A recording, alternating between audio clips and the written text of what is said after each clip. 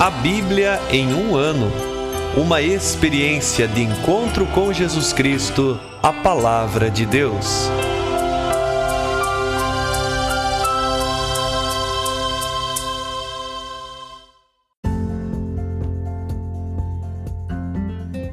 Olá, eu sou o Bruno, seminarista da Diocese de Ponta Grossa, Paraná.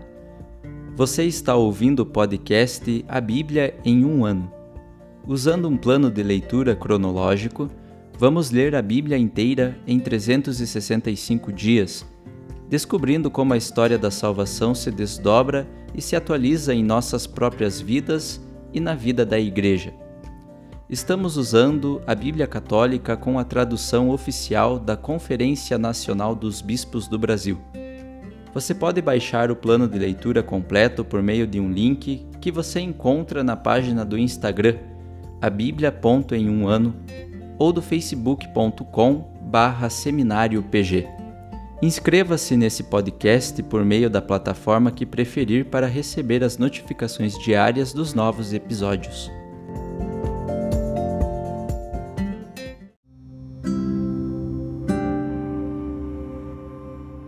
Olá, eu sou o Padre Joel Nalepa, da Diocese de Ponta Grossa, no Paraná. Antes de iniciarmos a leitura e a escuta dos textos bíblicos propostos para hoje, vamos pedir que o Espírito Santo ilumine nossa mente e nosso coração para que a Palavra de Deus frutifique em nossas vidas. Em nome do Pai, do Filho e do Espírito Santo. Amém. Vindo Espírito Santo, enchei os corações dos vossos fiéis e acendei neles o fogo do vosso amor. Enviai o vosso Espírito, e tudo será criado, e renovareis a face da terra. Oremos. Ó Deus, que instruístes os corações dos vossos fiéis com a luz do Espírito Santo, fazei que apreciemos retamente todas as coisas, segundo o mesmo Espírito, e gozemos sempre de sua consolação. Por Cristo nosso Senhor. Amém.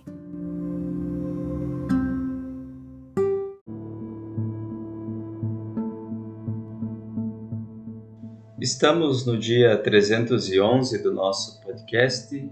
Leremos o segundo livro do Macabeus, capítulo 14, e Provérbios, no capítulo 25, dos versículos 18 a 20.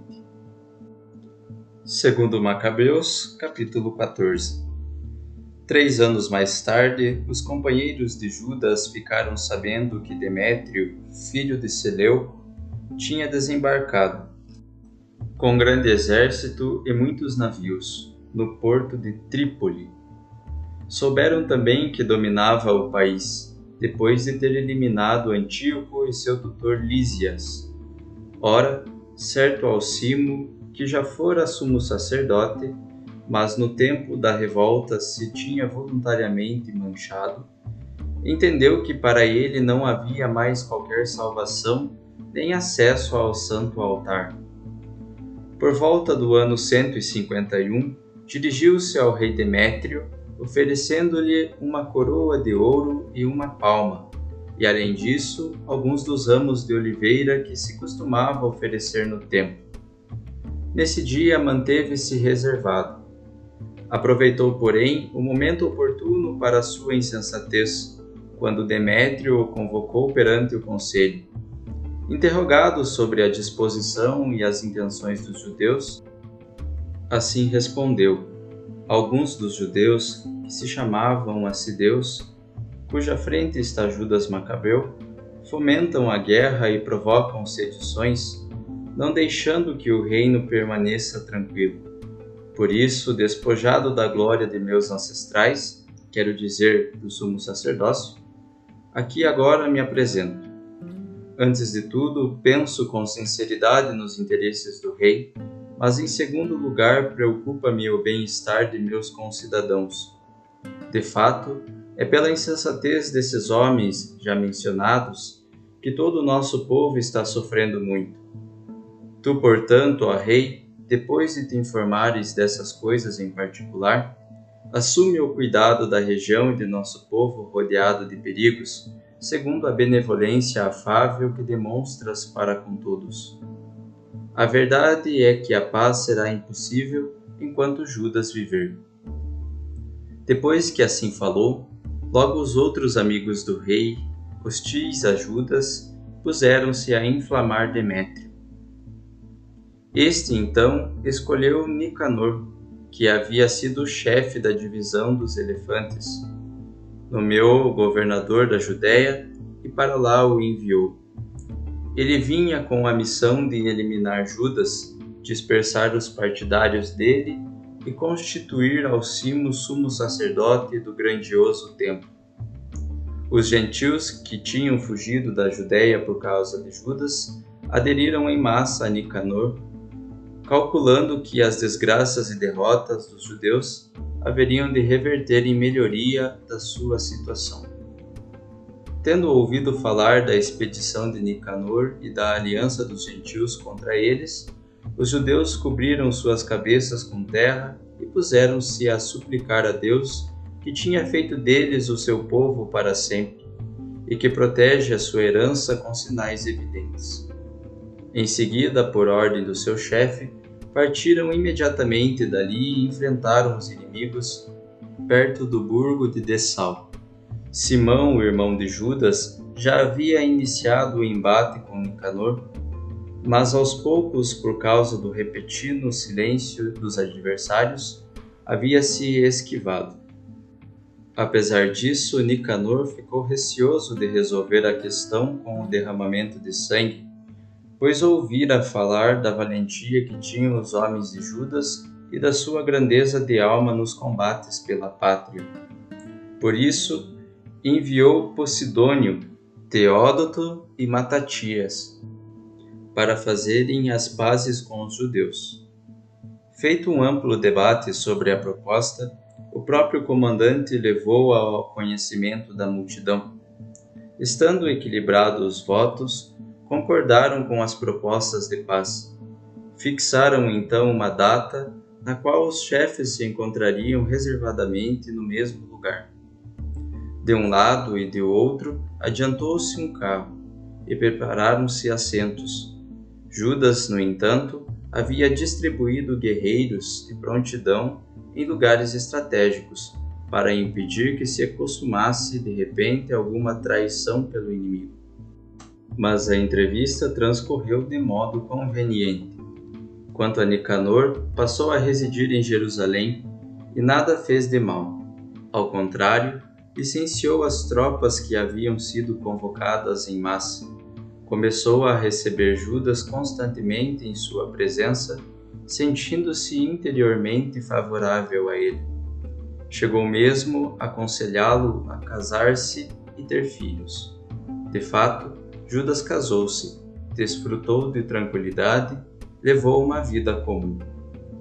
Alcimo, vendo a amizade entre os dois, conseguiu uma cópia dos acordos concluídos e foi ter com Demétrio, acusando Nicanor de ter intenções contrárias ao governo real, pois chegara a fazer de Judas, esse perturbador do reino, o seu aliado.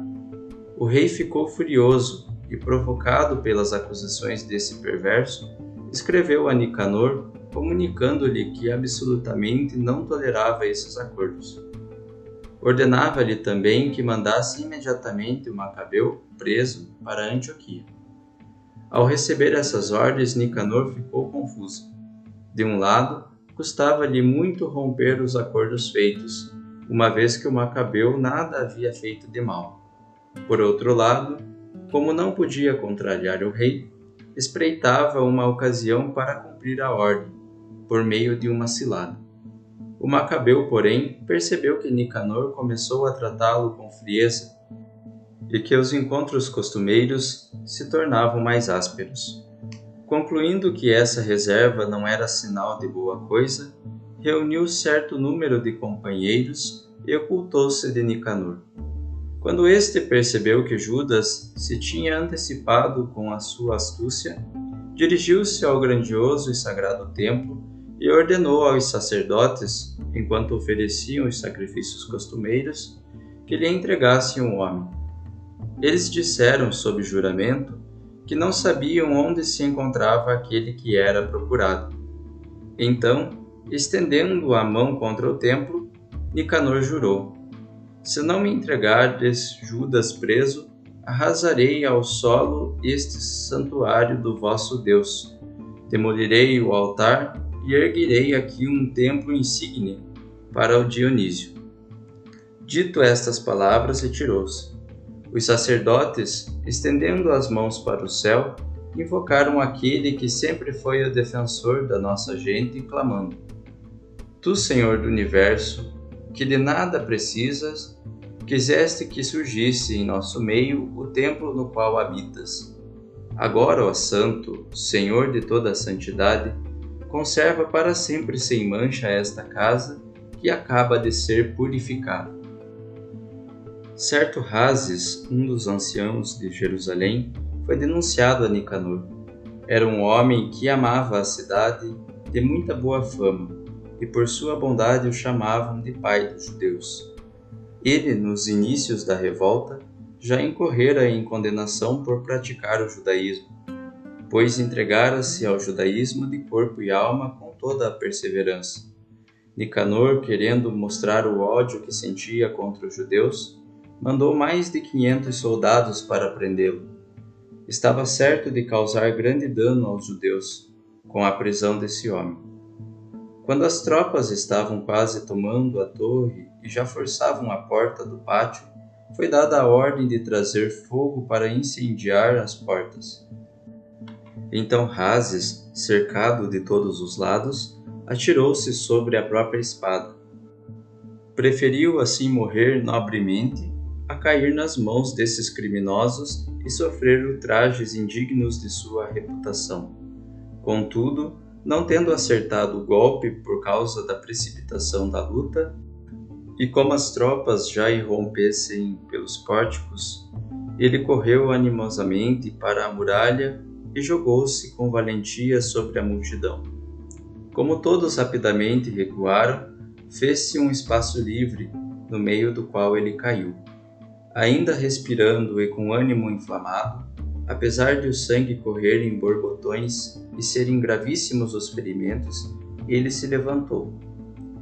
Passou correndo por entre os soldados e conseguiu subir a uma pedra íngreme. Então, já sem sangue, arrancou as próprias entranhas e com as duas mãos arremessou-as à multidão.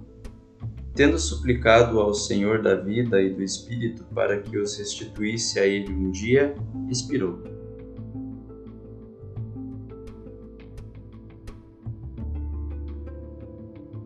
Provérbios 25, versículos de 18 a 20.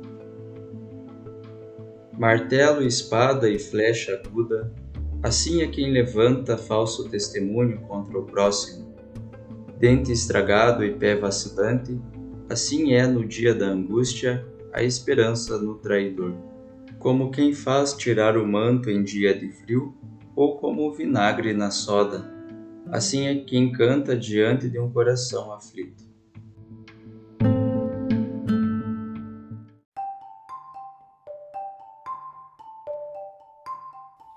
Olá, sou o Padre Jaime Rossi, da Diocese de Ponta Grossa, no Paraná.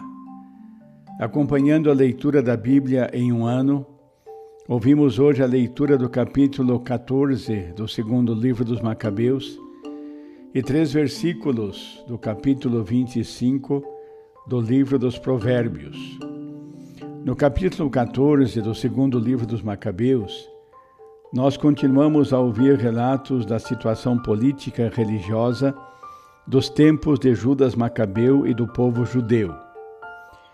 São lutas pelo poder político que se misturam com aspectos da situação religiosa vivida neste momento. Há uma luta pelo poder e isto se manifesta em comportamentos e modos de agir a fim de granjear a simpatia dos dirigentes do povo.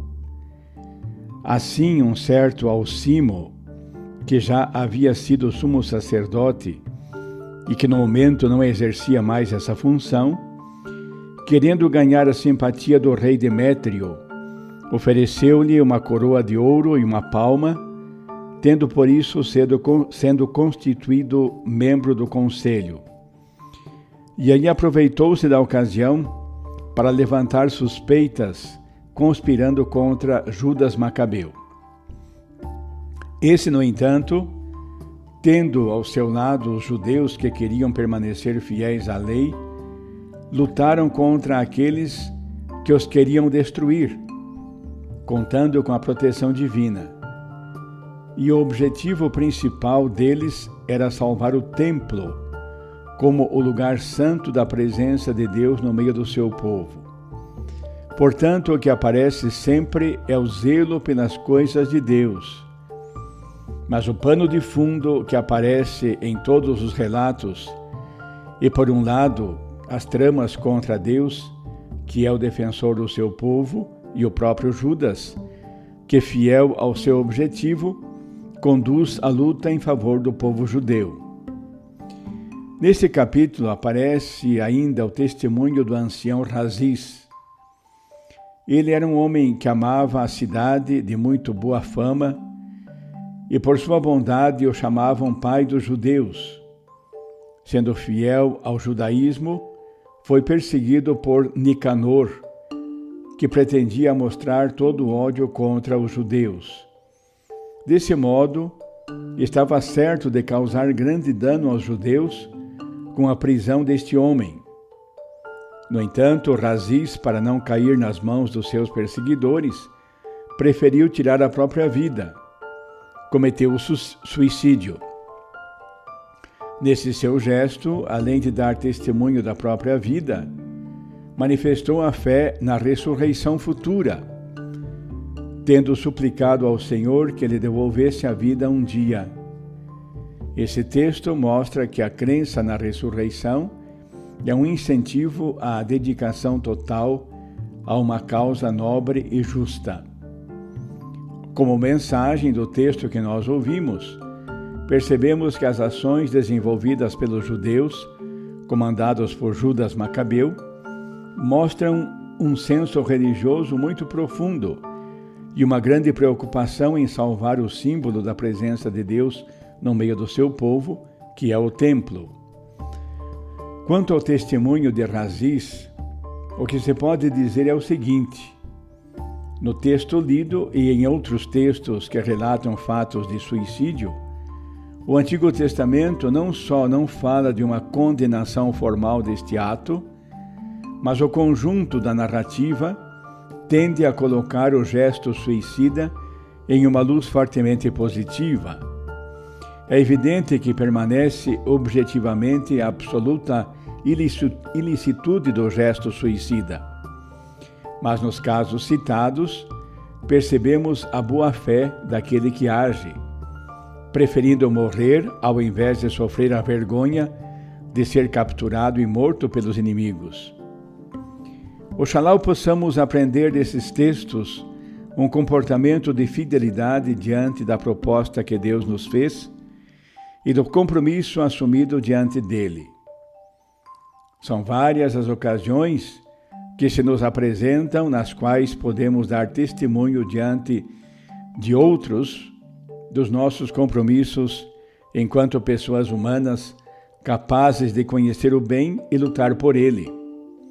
Ao mesmo tempo, como cristãos, podemos e devemos nos comportar como pessoas que buscam, acima de tudo, os valores do reino de Deus e procuram traduzi-los na vida de cada dia. Que o Espírito Santo nos conceda o dom da fortaleza, que nos torne capazes de lutar sempre pelo bem. Que o mal seja vencido pelo bem, mas, sobretudo, em nossa vida, o mal seja vencido pela coerência com que realizamos os nossos atos. Que Deus, Pai, Filho e Espírito Santo nos abençoe e nos guarde sempre. Amém.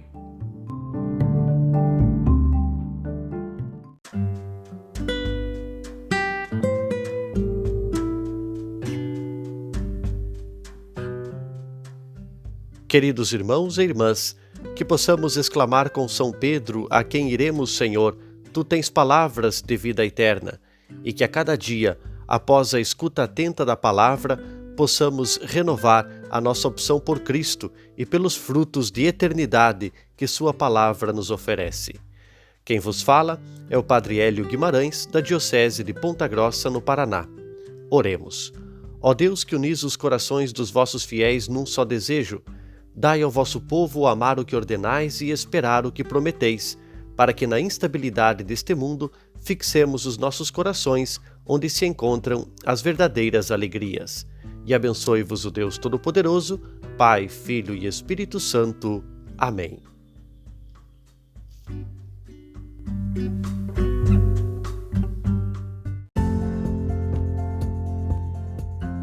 Você acaba de ouvir mais um episódio do podcast A Bíblia em um Ano. Continue nesse bom propósito de ouvir, ler e praticar a Palavra de Deus. Rezemos por todos que estão fazendo este caminho de leitura da Bíblia. Procure também participar da sua comunidade. A permissão para uso do plano de leitura The Bible in a Year com Padre Mike Schmitz e Jeff Kevins foi concedida por Ascension. A versão original pode ser baixada em ascensionpress.com. Todos os direitos desse plano estão reservados à Ascension. Os demais conteúdos do podcast não são criados, revisados ou apoiados por Ascension. Até amanhã!